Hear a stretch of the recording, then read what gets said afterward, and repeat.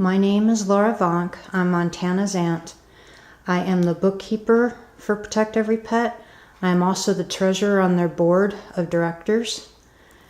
Here you see our office cat, Gracie, helping to take care of paperwork. She actually used to be Montana and her family's cat, but when we needed an office cat, they were kind enough to allow us to bring Gracie here to be our office cat. This is where we do all the paperwork, the inputting and checking in of our clients. We do not let anybody but staff back here, but you'll get to take a peek here today to see what we do. We have two areas. This first part is for the dogs, and after we intake an animal for surgery, we bring them back here to the kennel room. We have one large kennel that's used for Great Pyrenees, other dogs like Great Danes. 4 medium-sized cages. They're usually what's used for like Labradors, Golden Retrievers. And then we have smaller cages. We have 6 of them. They're usually used for animals such as terriers, chihuahuas, Yorkies. We bring them in here to our prep room. We bring them on these tables. We give them a sedative shot that helps put them lightly under an anesthesia, just enough to be able to handle them easily and intubate them. To intubate them, we put these tubes down their throat. We have to pick the correct size one, and that is what we later attach to our anesthesia machine to help them breathe and stay under anesthesia while we do the surgery. Once they're under anesthesia and ready for surgery, we bring them in here to the surgery room. They're laid on this table.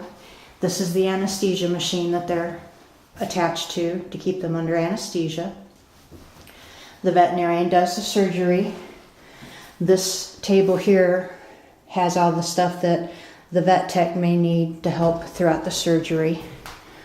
We have a storage room here, and it's usually where we keep the drapes. The drapes are kept over the animal other than just a spot for the incision. And these are our packs that have all we need for the instruments for surgery. Then after they come out of anesthesia, we take them back and wait for them to come totally out. Now in 2016, we did well enough to add this addition. Previously, we had to do all the cats and dogs on separate days and do them all in those 2 rooms. It's set up much like the other ones in the front. We have the prep table to get the cats prepped for surgery. We've got the kennels here, all much smaller kennels for the cats. The pet cats go in these kennels. If we have feral cats, they're treated totally differently. We keep them in traps, and when we're ready to do the surgery, we move them from the trap into this portable squeeze cage, and it is used to lightly squeeze them against the side so we can give them a shot of the anesthesia so that we can work with them then without fear of being hurt. Then we bring them in here. This is a surgery room. It's set up pretty much just like the dog ones, just slightly smaller because you don't need as much room to maneuver the cats as you do the dogs. This is the anesthesia machine we have in here.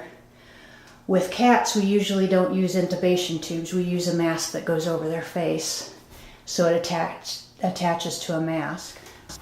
And then our drapes and instruments are all kept in here. Cat instruments are in pink, dog instruments are in blue. Cats will stay asleep longer, so we bring them out, put them back in their kennels or back in the traps until they come awake enough to be released to their own. Washer and dryer is. We do a lot of laundry here with the different pads and blankets and towels that are used. This is what one of our drapes looks like. It covers the whole animal, and then you see this small little hole, and that's what usually the incision is shown through.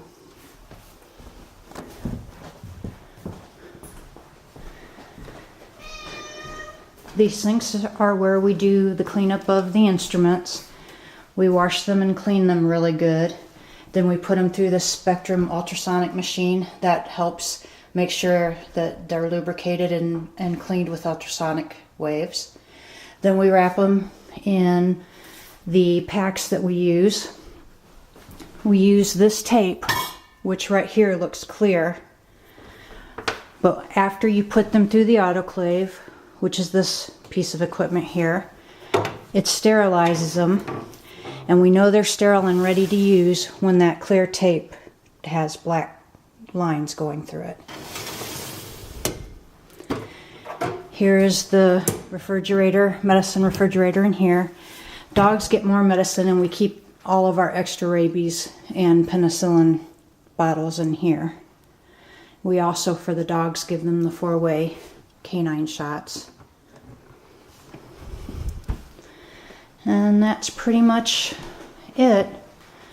I hope you enjoyed this walkthrough and found it helpful.